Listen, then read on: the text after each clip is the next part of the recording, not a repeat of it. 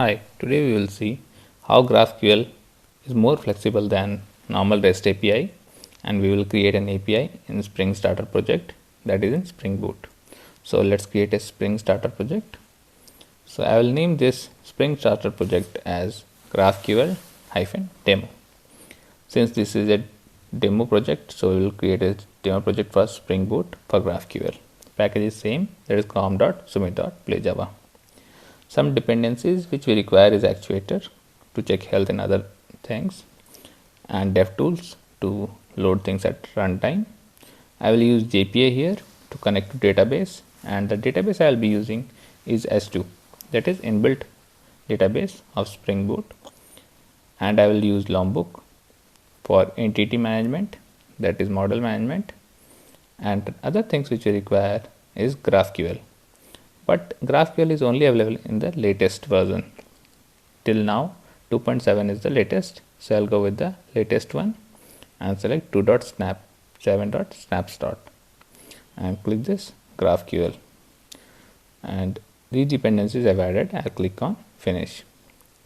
So after finishing, this project is ready, and if I see the dependencies, 2.7 is the version of this Spring Boot, and I'm using JPA here, actuator, and this is the GraphQL dependency which I was talking about. If you are using 2.7 less than 2.7, then you need to explicitly provide here. And other dependencies are web, DevTools, and S2 database, that is an in-memory database to load the data. And I am using Lombok here. This is an optional, you can yourself provide getters and setters. So I'll go to this resource. First of all, we will create a GraphQL file. For that, I'll go to the file and create a new file. I'll name it as employee. Let's create an employee object using GraphQL. So the syntax will be employee.graphql will be the extension. So you need to use the type keyword here. Type defines what type of this object you are going to create in GraphQL. So simply I am going to create an employee with ID as a type of string, age as integer, and name will be again string. And let's create one more field like department, that to which department this employee belongs. So it will be a type of string only. So I need to provide the queries, that what type of queries you want to provide in these type of employees. For creating queries, let's create two type of queries, and before creating of queries, let's provide the schema. So I'll provide the schema that we are going to create query, and this query is nothing but the query object which I am going to provide as a type. So this query is done, and in the type of query I'll provide two type of queries. First will be to fetch all the employees, so I'll write all emp, and it will provide the list of employees. So you need to go with the square brackets, and the square brackets is a kind of depiction that it is a list.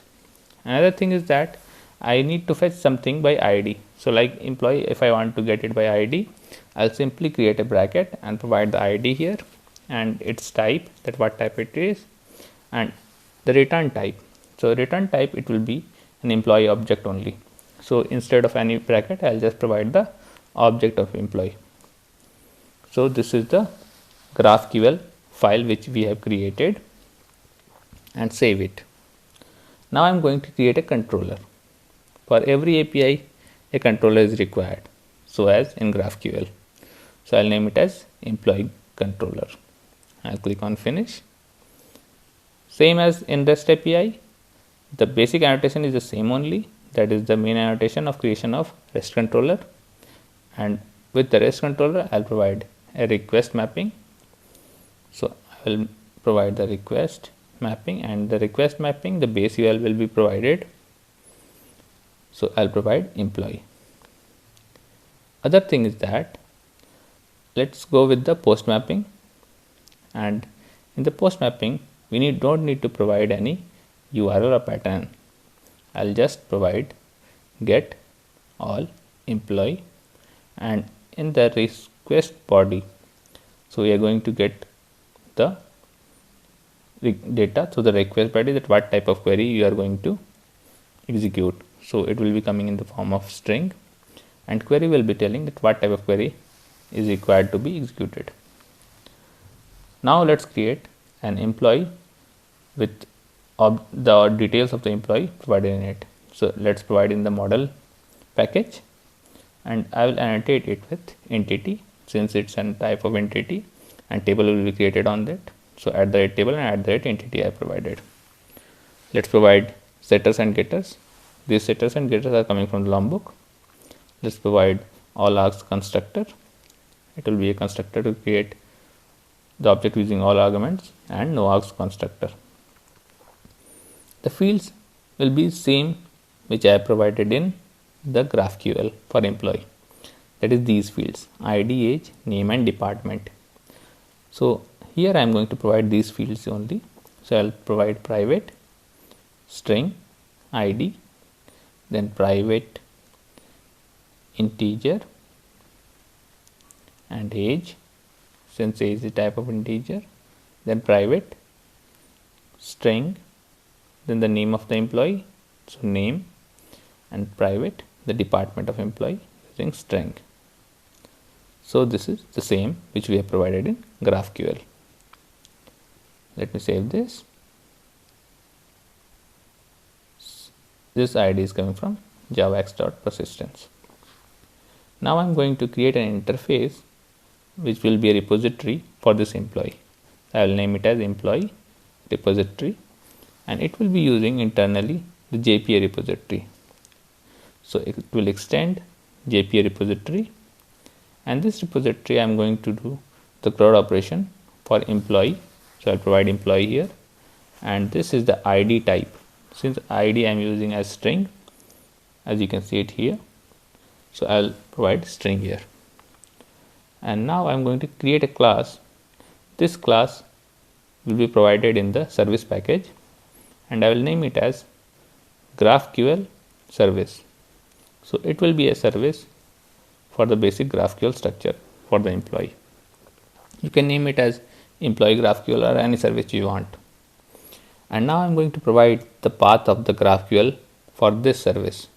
So in the value part, I will simply provide the class path where this GraphQL is located. So this is located in the resource folder. So the path will be the class path and the name of the file employee.graphql. It will be a type of resource only. So as the resource I provided, let's provide private also. So it's better to provide private on the class level. Now I'm going to provide a public method which will be providing the GraphQL details, and it will be created upon the bean creation, that is the post construct. So I'm now in the get schema method. I am going to fetch this file from the resource dot get file, and I'll, after getting this file, let's provide IO exception as it is a serialization. So after getting the file, I need to provide type definition registry, and type definition registry is coming from the GraphQL only. And I'll create this new schema parser, and this schema parser will now parse the file which I have provided. And now runtime wiring will be done. These type definition registry and runtime wiring is required for creating the schema. So runtime wiring will be created using runtime wiring.new runtime wiring, and I need to provide the type of the queries which I have provided. So I will provide the type as query, and type writing will be done on the both the queries through data fetcher. So first query here I will provide, and the second query here I will provide in the data fetcher only. So let me provide the data fetcher, and after this providing this data fetcher, I will provide simply go with the build only to create the runtime wiring. All employees and employee by ID are the two queries which I am going to create in the data fetcher. So all employee, and second one is the EMP by ID, that is employee by ID, and I will provide in the second data fetcher as this. And for these two queries I am going to create data fetcher. So I will just name it here as fetch all employee, and for second one I'll name it as fetch employee by ID, and I will create two classes, and those two classes will be auto-wired, and it will be a type of data fetcher only. So first one is fetch all employees, which I'll create now, and second one will be fetch employee by ID, fetch employee by ID, and this will be the second data fetcher which will fetch the details of these employee using the queries which I have provided. So I will create the fetch all employees, and this will implement the interface as data fetcher, and I need to provide what type of data will be coming. So it will be returning the list of employees. So I'll provide list employees, and I will auto-wire the repository to get all the employees.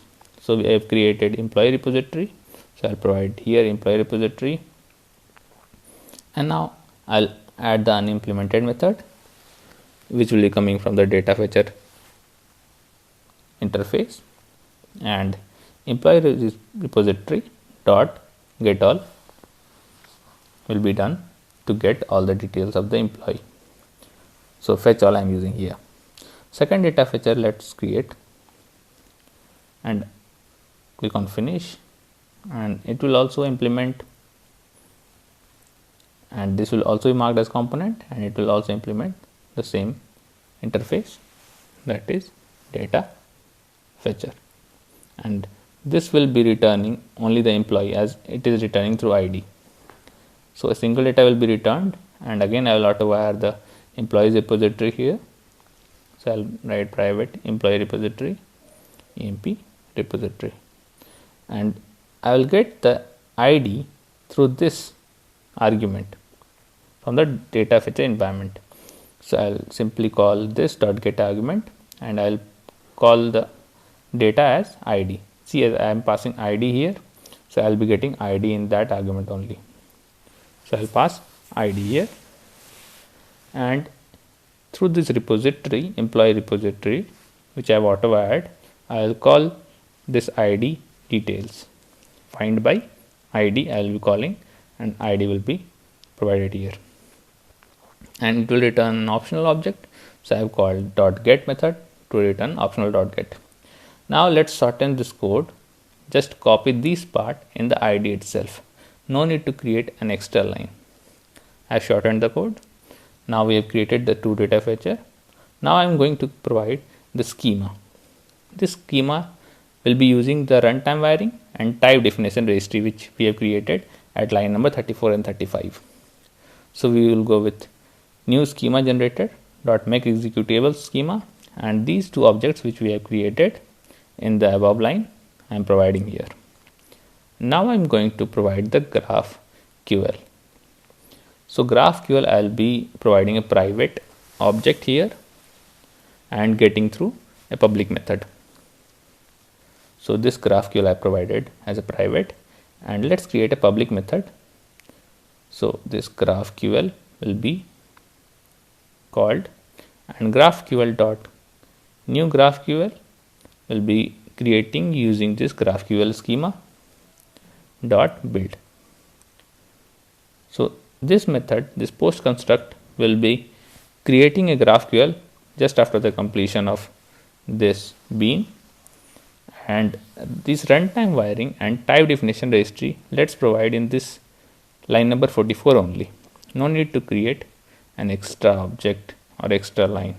So first provide this file in here only in line number 38 and remove this file. I am just removing the extra line of code, and then here let's provide new schema parser.parse. For better understanding, you can keep different objects at different lines, but just to shorten this code, I am just formatting the data.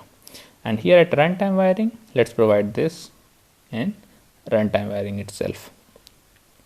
And now I will remove these two things. And new schema generator will generate this GraphSQL schema. So let's copy this whole schema and provide in the GraphQL only. And as you can see, all the lines are removed. In one line only we are creating GraphQL now. It looks better and it's proper formatted code. Now provide a public method of GraphQL, and let's write the method as get GraphQL, and I will be returning simply this GraphQL. How I am returning this simply GraphQL? Because it will be created at the post construct only. So let's provide this method as private so that no one will call the post construct. Now I will auto wire my service class which I have created, which is GraphQL service. So I will write private GraphQL service and this GraphQL service, and I'll be providing this in this method. So I'll write execution result. This will be providing the result of the execution of the query. So GraphQL service dot get GraphQL and dot execute, and in this execute I need to provide the query which is coming from the request body, and according to the query the result will be provided in the execution result. I will simply be returning the response entity, and in this response entity I will be providing the execution result. So provide the execution result and return the HTTP status dot OK as 200. So as you can see, this data will be, and let's change the return type from void to response entity. So as you can see, this is an extra line of code. Again I am doing the formatting here, providing here itself, no need to create an extra line. So the code looks clean and tidy. And let's do one more thing, provide the thing in the try catch block, so any exception comes then we can log the data. So provide this in try, and if anything comes then do a catch. So here let's create a logger first. So I will create private static final and logger. This is coming from the SLF4j. So logger factory dot get logger and provide the class name here, employee controller dot class. And here in the catch part, let's create the logger dot info to log the data that exception has come, and the exception is this. So I'll simply write error occurred in method get all employee, and simply pass the exception dot get message. After this, let's throw a new runtime error exception, and I'll provide this error as e.guest message. So now we have created a controller, and let's create one more method which will be called on post construct of this bean, and the task of this post construct will be to provide some data in the S2 database. So that's why I'm providing void here, and I'll name this method as save employee data. In this method to save employee data, we need to auto wire the repository of employee so that data will be saved on the starting of application itself. So I'll call employee repository, and using this employee repository I'll be saving the details of some of the employees so that we can check the details from S2 database. So I'll create a list of employees, new array list, and provide the employee list dot add and create a new employee using the constructor. I'll pass, let's provide the ID as 1, age as 28, name as Amit, and let's provide the department of computer science, CS. Let's create 4 objects. Let me copy this 4 times, and let me change the department to IT. Let me change this to mech, as mechanical. Let's change the name. Some random data only I'm providing. So it's Sujay, is 32, let it be 11, let this be 7, then ID let it be 9, age let it be 45, let it be 36, the name let it be Reena, and let it be Ajay. So these all 4 employees will be set into database on the starting of the application itself, and then we will go with the postman and see the details through different queries, and the details from this all 4 data will be coming on the postman. So we have created our post construct.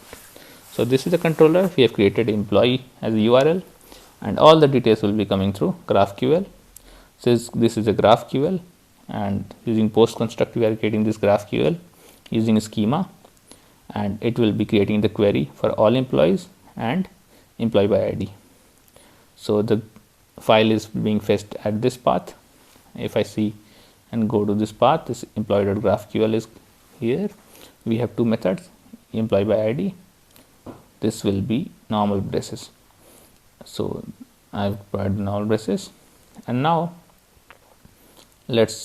we have 2 queries, that's all employee and employee by ID. This is the all employee and this is the employee by ID. So we have created data fetchers for these 2 queries. As you can see, data fetcher to find all the employees using fetch all employee, and the data fetcher to find by ID, and it will return simply an object of employee through ID. And these 2 queries have 2 data fetchers, and they are being returned to the service using the type of query which we have provided through this repository working internally. So this is about GraphQL. Let's start this application. Run as Spring Boot application. So as the application starts, let's see if any error comes or exception comes. So an exception came. It is saying that you have provided integer here. It will be int here only. Int is used for integer. Now let's do one more time Spring Boot application. Now let's see if any exception comes. It says GraphQL. Since we are using through Spring Boot latest version, we need to provide this at this path. So let's create a folder, name it as GraphQL. It is asking to create in this folder, this GraphQL. I have moved this in this folder by creating this GraphQL folder, and also let me rename this directly from class path to this folder, then employee.graphql. And one more thing I need to do, I need to rename this to GraphQLs, and again in the class path employee.graphqls. Now things will work. Let's start again.